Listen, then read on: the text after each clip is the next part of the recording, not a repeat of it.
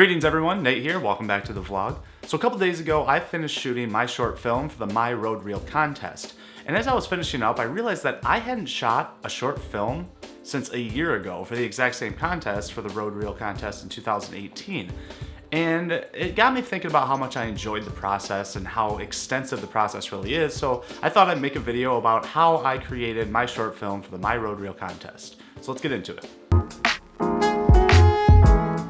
So it all starts with the script, and I actually wrote this script last year in September. After I had finished up my other 3-minute short, I really enjoyed the process of just making a small, concise story, so I figured I'd write and shoot another one. After I wrote it, things started happening and it just sort of didn't happen. But when I saw that the Road Reel contest was back, I figured this would be a perfect opportunity to shoot this script that I already wrote. So I pulled it out, dusted it off, made a few changes in there, and I was ready to go. Shot listing. I am a huge planner and I plan out every single shot of my short film. I use this amazing app called Shot Lister. This video is not sponsored by it or anything. I just really like this app. And it's really easy to put in the program all of your shots, the lenses you're using, the equipment you're using, what angle you want to go with, and have it right there in a concise list that you can have on your person the entire time while on set. So I always have my shot list on me, I always have my script on me to refer back to. The reason for this is because I want a guaranteed great plan for the film. Yes, when I'm on set, I'll see a cool shot or a cool angle or I'll change my mind, but if I ever feel lost, I can always go back to that shot list and realize exactly the direction I want to go in with the short film. It's incredibly helpful.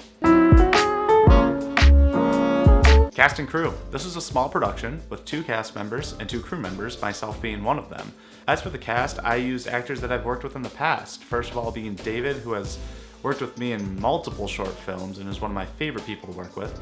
And the other actor's name is Rick, and I've worked with him on some of the more corporate productions I've done, but this is my first short film with him, and he was absolutely amazing, killed it, super positive, and really got into the character. When it comes to crew members, I was directing and running camera, and then I had my friend Quinlan, who was my right-hand man on set.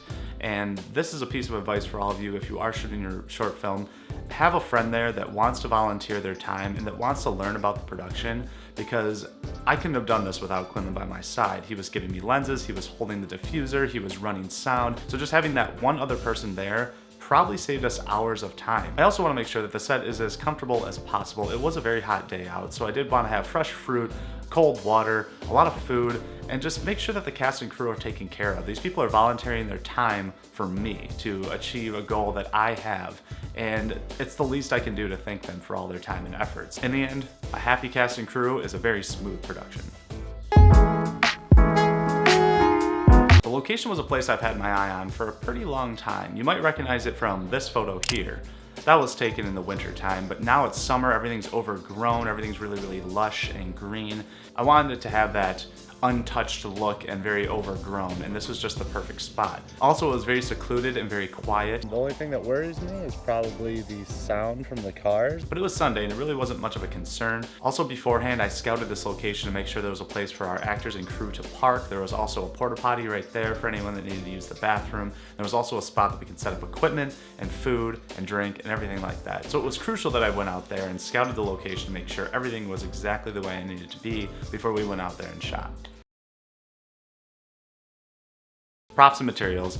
This film really was not that demanding when it came to props or wardrobe. I had everything in mind and I pretty much had everything I needed in my possession. My one big worry was a shot where David gets a knife thrown into his chest.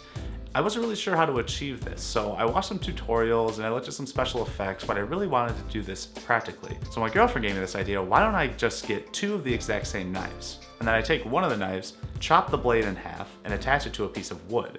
That way, I can put it against my actor's chest and then strap him in with some suspenders. All right, so we're cutting the knife in half so it can appear to look like it's stabbed into someone's chest. I initially didn't want to do a lot of close-ups of the knife sticking out of the chest because I wasn't really sure how it was going to turn out, so I didn't write anything where the knife is clearly sticking out of the chest close up.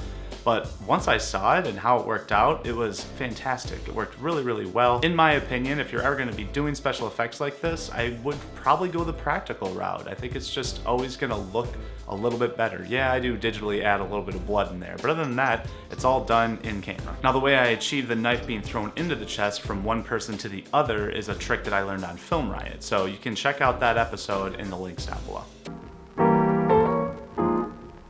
This is one of the smoothest shoots I've ever been on, and I think it really goes to planning. I always try to plan things so things can go smooth. But it wasn't just that. The last few shoots that I've been on for my short films have felt a little pressure oriented. I felt like a lot of the people around were like, all right, so when are we gonna get done here? Or how long is this gonna take? But this never felt like that. Everyone was there for a reason because they wanted this thing to look great, and everyone put in their best efforts. Yeah, it was pretty hot throughout the whole thing, but not a complaint was heard because we were having such a good time. And that's the whole reason we do this. That's the whole reason hopefully you do this, is because you love to do it, because it's fun. I often go into these things feeling anxious and nervous and a little distraught about it because I want it to turn out so well, but I've been trying to turn that anxiousness into excitement and just be like, I'm excited to do this because this is what I love to do. This is what we're all here for, because we're volunteering our time to do something and to create something brand new out of nothing. And I felt that the entire time on this set. I couldn't have been happier with the way things went. Alright guys, so that pretty much sums up how the short film shoot went, but what do you guys think about shooting short films? For me, I've been doing it since I was 10 years old, and I don't ever plan on stopping. I think it's one of my favorite things to do. I love getting this group of people together and creating something new together, and there's no greater feeling once I finish something like this. There really isn't. So thank you so much for watching this video. You can look forward to seeing the short film within a couple of weeks. I'm well along the way in the editing process, and it's looking really, really good. I'm very proud of what we've done. So thanks again for watching. Please do all those things that everyone tells you to do, because I'm going to tell you to do them too, like the like and the share and the subscribe and all that stuff. I know it's annoying, but do it because it helps me. So thanks again for watching, and I will see you in the near future.